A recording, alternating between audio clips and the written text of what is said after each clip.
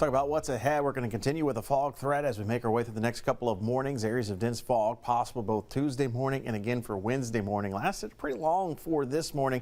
Didn't really clear out of Baton Rouge until a little after 10 o'clock. Temperatures running 10 to 15 degrees above normal. That's not helping the fog matters much. We've got this warm and humid air mass in place, and so we get this temperature inversion at night, trapping the moisture at the surface layer of the atmosphere, causing that fog to form. Rain looks to return sometime on Friday. That's going to be our next storm system that's going to be approaching with a cold front to help maybe clear out some of this mess as we head towards the upcoming next week. Here's a look at futurecast fog. You can see as we go through the evening and overnight, fog will start to spread. Fog will start to form across southeast Louisiana and southwestern Mississippi. So areas of fog, patchy for most, maybe some pockets of dense fog here and there expected, and we'll do it all over again Tuesday night into Wednesday morning. You can see a little bit more in the way of widespread fog potential across our tidal lakes as we head towards Wednesday morning, but then by the time we get towards Wednesday afternoon, fog threat coming to an end. So the other big story is our temperatures. Normal high this time of year is 70 degrees, 10 degrees above average for today, but as much as 13 degrees above average for a good chunk of this week. Now, it's warm, but not record hot. In fact, daytime records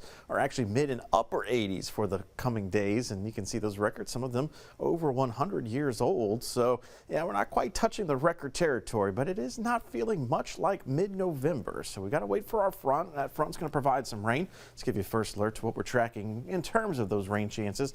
Keeping things dry for the next several days. Slight chance of rain Thursday, may bump that up a little bit for the evening hours, that as the front approaches. Now there's still some uncertainty as to the timing of showers and storms on Friday, but it does look like Friday will be the day where rain will be most widespread and potentially most intense, but rains could linger even into Saturday, so we'll watch for a few isolated showers in the forecast depending on the speed of the front as it makes its way through. So we're going to show you the European model. The GFS and the Euro not in agreement right now in terms of how things play out, so just keep that in mind. Forecast uncertainty remains fairly high with this next system, but you see that perpetual and persistent southerly flow that's going to be with us as we move into Thursday afternoon. Going into Thursday night, Friday morning, a few showers around, maybe a rumble or two of thunder, and then by the time we get towards noon, scattered showers and thunderstorms kind of rolling through southeast Louisiana and southwestern Mississippi. But the front's still back here, so as the front slowly starts to work in, still could see a few lingering showers kind of Friday into early Saturday before maybe the front moves through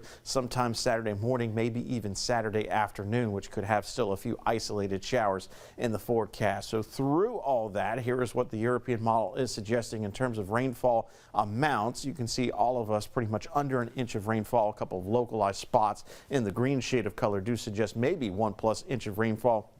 So we're really not worried about widespread flood potential, but if we see a heavy rain pocket fall within a short amount of time, that could result in some nuisance type flooding. So any risk for active weather is very low at this time. It's not 0% though. So the bottom line is we're not expecting a severe weather outbreak, but 1 or 2 strong possible severe storms not out of the question, and that would timing wise be generally on Friday. So a brief isolated tornado can't be ruled out. Potential for some damaging winds can't be ruled out, and then the potential for some localized street flooding also can't be completely ruled out at this time. But we're going to fine tune the forecast as we get a little bit closer. We're still several days away.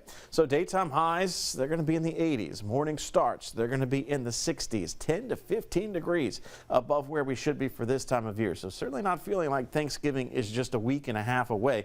You'll notice showers and storms increasing as we get into that Friday time frame once that front starts to move in. Now we do get a little bit of a cool down heading into next week, but this front is going to be of Pacific Ocean origin, not Arctic origin. So we're not going to see an Arctic blast behind this front, only a slight cool down heading into the early parts of next week.